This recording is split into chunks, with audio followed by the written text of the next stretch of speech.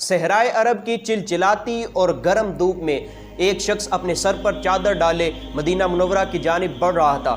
راستے میں ایک غلام کو گدھے پر سوار دیکھا تو اس سے کہا کہ گرمی بہت ہے، مجھے بھی اپنے پیچھے سوار کر لو۔ اس غلام نے اس شخص کو پہچان لیا اور عرض کی، حضور آپ سوار ہو جائیے، میں آپ کے ساتھ پیدل چلتا ہوں۔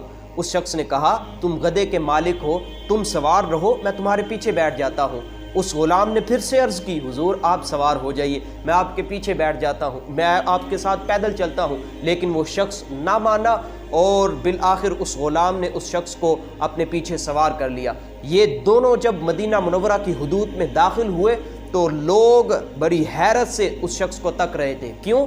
کیونکہ وہ شخص کوئی عام شخص نہیں تھا، بلکہ وہ عظیم ہستی تھی جس نے کفر و گمراہی کے شہروں میں ہدایت کی شمع روشن کی، جس نے کیسر و کسریٰ کے غرور کو خاک میں ملا دیا، جس کے دور حکومت میں 1000 سے زائد شہر فتح ہوئے اور 4000 سے زائد مساجد تعمیر کی گئیں۔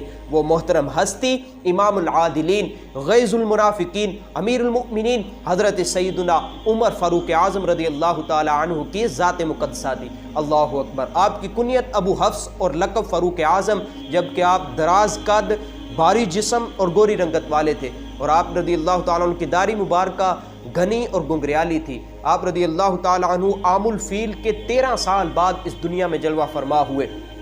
آپ رضی اللہ تعالیٰ عنہ زہد و تقوی، عدل و انصاف اور خدا خوفی کے جس مقام پر فائز تھے وہ آپ ہی کا حصہ ہے۔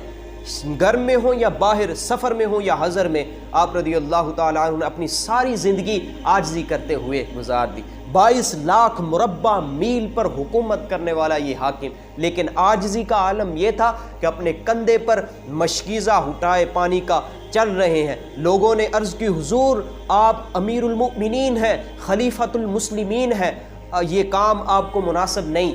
آپ نے فرمایا، میرے پاس لوگوں کے وفد در وفد آتے ہیں، جس کی وجہ سے میں نے اپنے دل میں ایک فخر و بڑائی کی لہر محسوس کی۔ پانی کا بڑا ہوا مشکیزہ اپنے کندھے پر خود اٹھا کر جا رہا ہوں تاکہ اس لہر کو پاش پاش کر دو۔ وہ پانی کا بڑا ہوا مشکیزہ اپنے کندھے پر نہ صرف اٹھایا بلکہ دور انصاری صحابیہ کے گھر میں تشریف لے گئے اور اس کے برتنوں کو پانی سے بھرا۔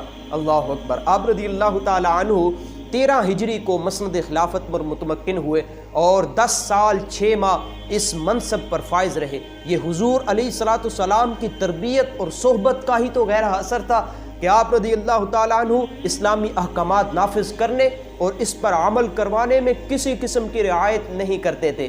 اتنی بڑی حکومت، 100 کام ہوں گے، لیکن آپ رضی اللہ تعالیٰ عنہ نماز کے معاملے کو باقی تمام چیزوں پر اہمیت دیتے اور فوقیت دیتے تھے۔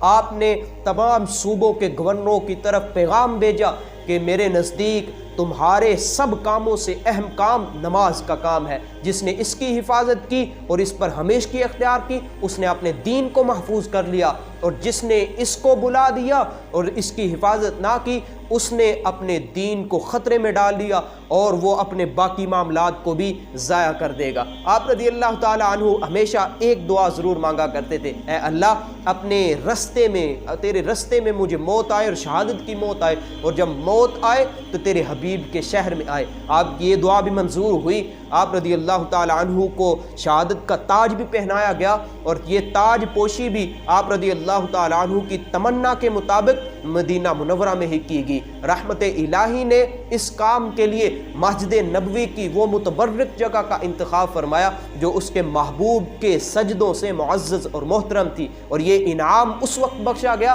کہ جب آپ رضی اللہ تعالیٰ عنہ فجر کی نماز کی امامت کرا رہے تھے۔ زبان اس کے کلام، اس کے مقدس کلام سے لطف اندوز ہو رہی تھی، اور دل اس کے عشق اور محبت میں سرشار تھا، اور ابدی آرام گاہ اپنے حبیب، اپنے مرشد، اپنے مربی اور اپنے پیارے رب کے محبوب صلی اللہ تعالی علیہ وسلم کے قدموں میں نصیب ہوئی۔